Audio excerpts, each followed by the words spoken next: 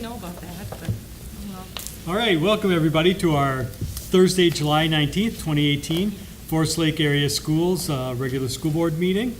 Member Clerk, please call a roll call. Member Corcoran? Here. Member Moorhead? Here. Member Peterson? Here. Member Odegaard? Here. Member Tyson? Here. Member Rayfield? Here. And Member Olson is here. All right, thank you. All right, do we have an addition to the agenda? Steve wrote, sent out information on it, 3.5, and this is a piece of board action that we took earlier, but now Ties and Sourcewell is asking for not just the superintendent signature, which we gave him the ability to do, they also want our approval. So we've added that to 3.5, and so I'd like to add that to the agenda. So is there a motion to accept the agenda with that change? Second. All in favor, say aye. Aye. All opposed? All right, thank you. And are there any items people would like pulled from the consent agenda? If not, do we have a motion to accept 3.1 through 3.5 of the consent agenda? So moved. Second? Any discussion? If there's no discussion, all in favor say aye. Aye. All opposed? Thank you.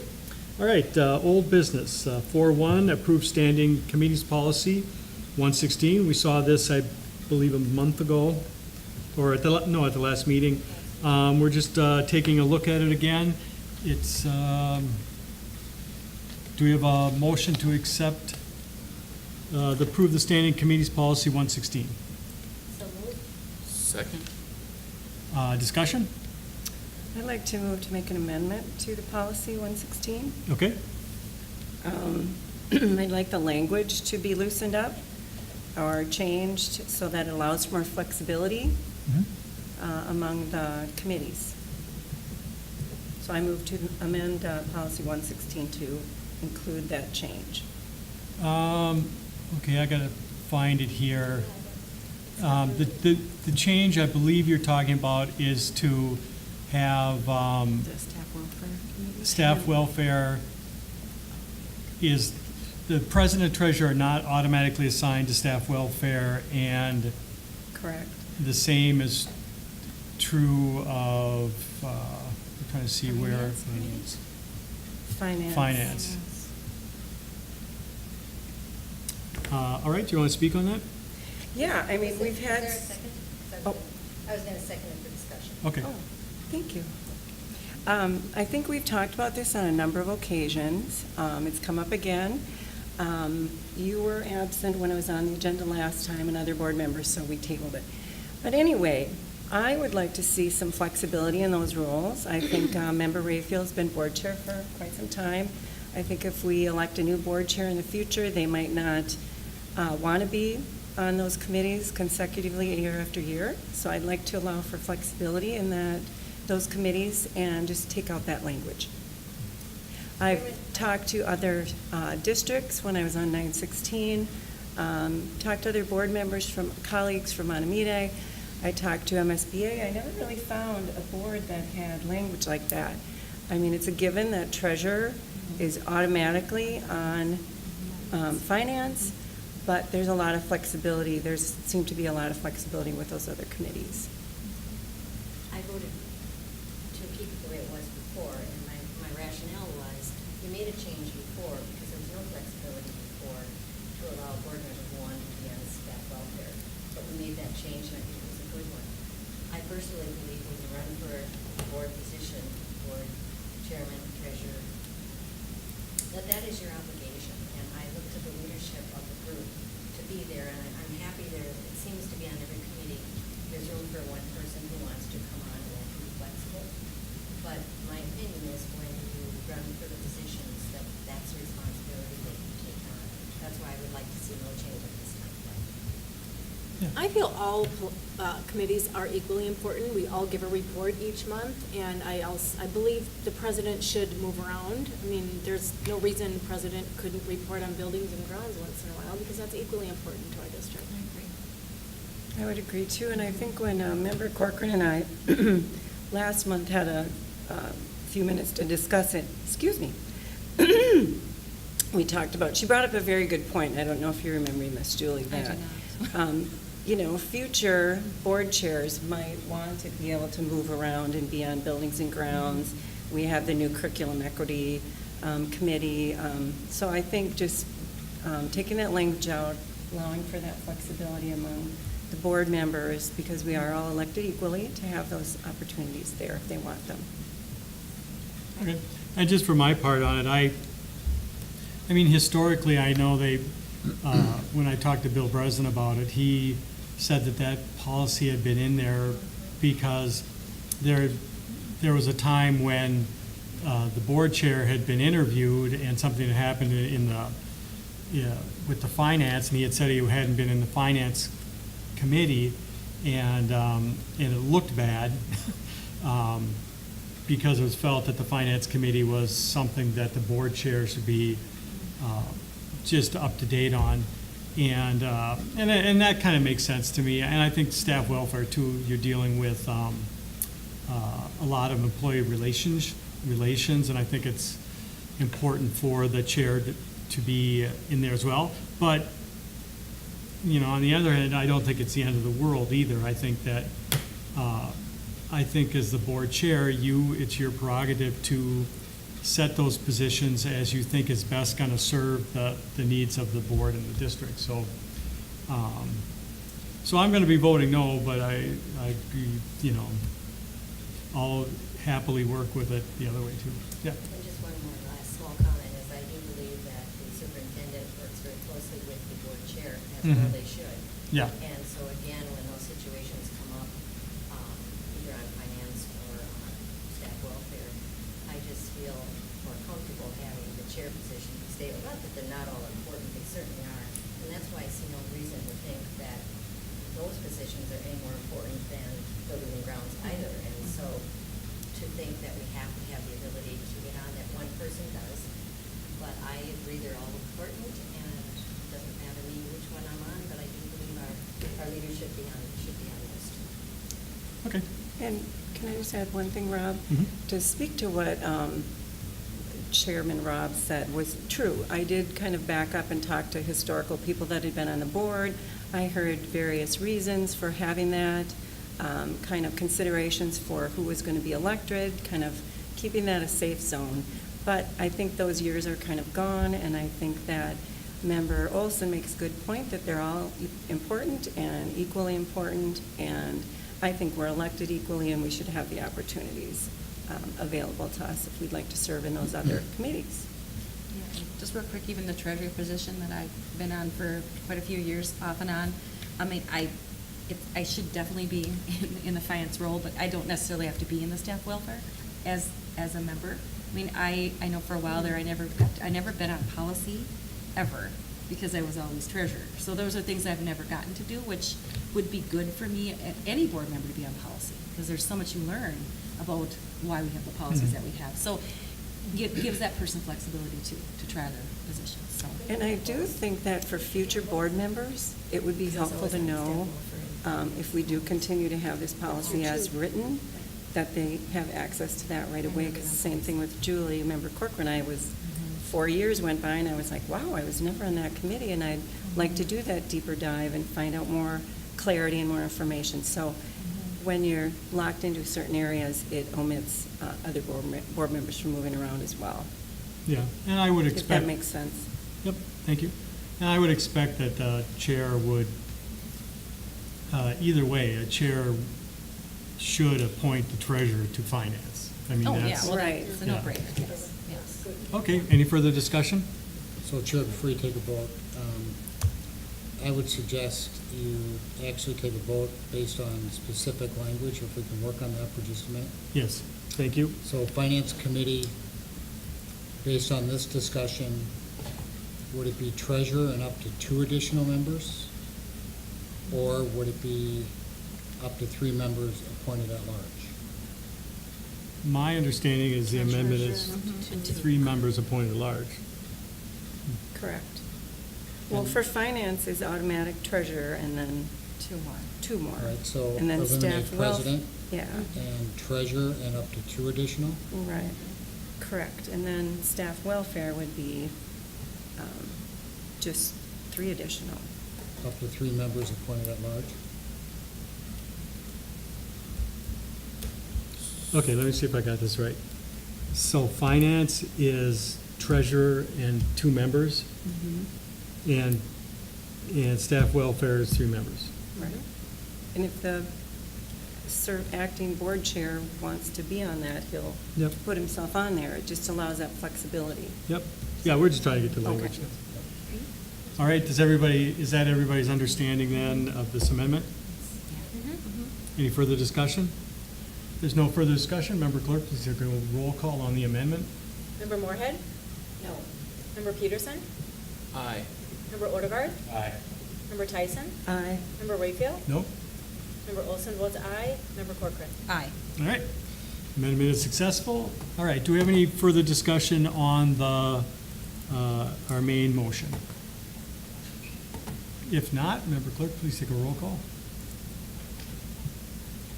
And what's this for? This is for the agenda item, approved standing committees policy. Oh, got it. And Gail was just making an amendment Yes. to it. Okay. So it's as amended. Or As not? amended, yeah. As amended. Oh, okay.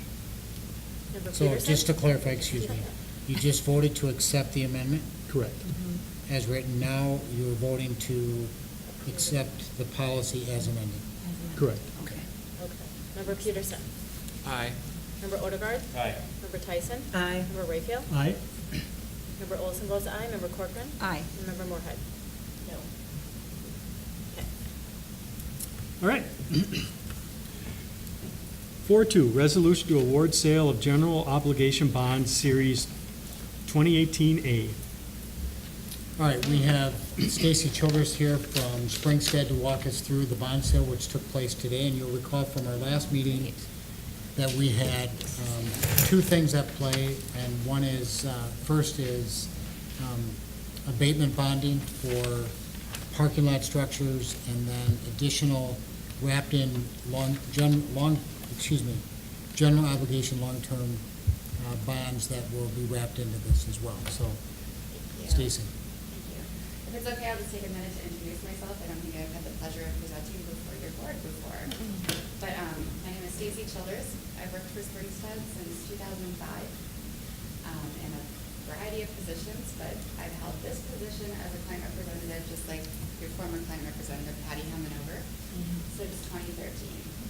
And Patty Hemanover was promoted into a new position at Springstead. She's working with our executive search team now. So you get me. I've worked in some capacity with Forest Lake in the behind-the-scenes actions, probably since I started at Springstead, working as an analyst and then running the numbers for your sales. So I'm very familiar with your district, and I've worked with Larry for years and had the pleasure of getting to know him a little better. So I'll draw your attention right now to the memo that should have been included in your bond packet. This is just a highlight of some things that I find board members are usually interested in, but if you have questions outside, feel free to ask me. I'm more than happy to get into a discussion. So we solicited bids on a competitive basis today for Forest Lake School District. As Steve mentioned, these are bonds in one package for your facilities maintenance projects, and then for the tax abatement projects, those are the parking lot improvements. We, subject to board action, to accept the lowest bid, which is how we usually rank the different bids that the district received. We'll coordinate with district staff to close, and we're expecting to get the funds to you on or about August 16th right now. This next paragraph right here just kind of shows the market, where we are right now, and where we are right now is way down here. So that depends on which way you're looking at it. But we're still in fairly low interest rates. You'll notice things have started to creep up a little bit, and that's to be expected. The Fed has been raising interest rates recently. They're concerned about inflation taking off, and the market has been a little bit stronger since the crash, and so they felt comfortable doing that. In terms of how it affects the bond market, obviously interest rates rise when the Federal Reserve changes their interest rate, but for the most part, as long as there's nothing unanticipated that happens, that doesn't cause a huge shift in the bond market. It's usually forward-looking anyway. So with that, we'll turn over to the sale results for your bonds. Before the page.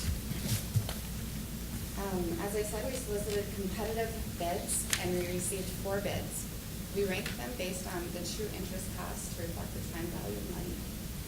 And then we awarded preliminarily to Robert Baird as part of a syndicate. They purchased the lowest bid. And so when I say as part of a syndicate, that means that they worked with, I think,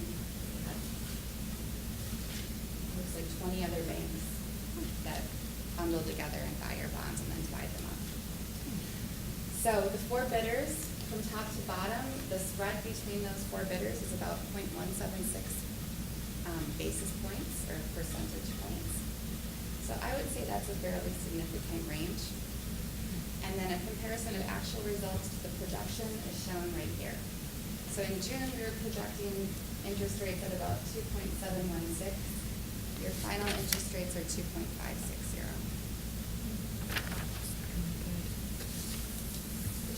Yeah, that's great news. Wow. It's amazing. I think the 4 bids are good news too.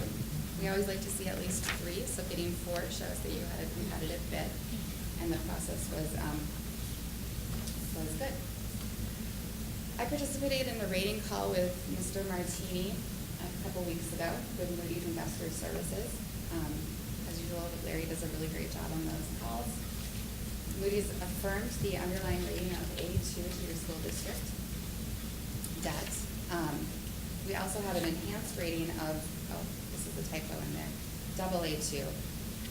And that reflects the credit of the state credit enhancement program. So you participate in the credit enhancement program.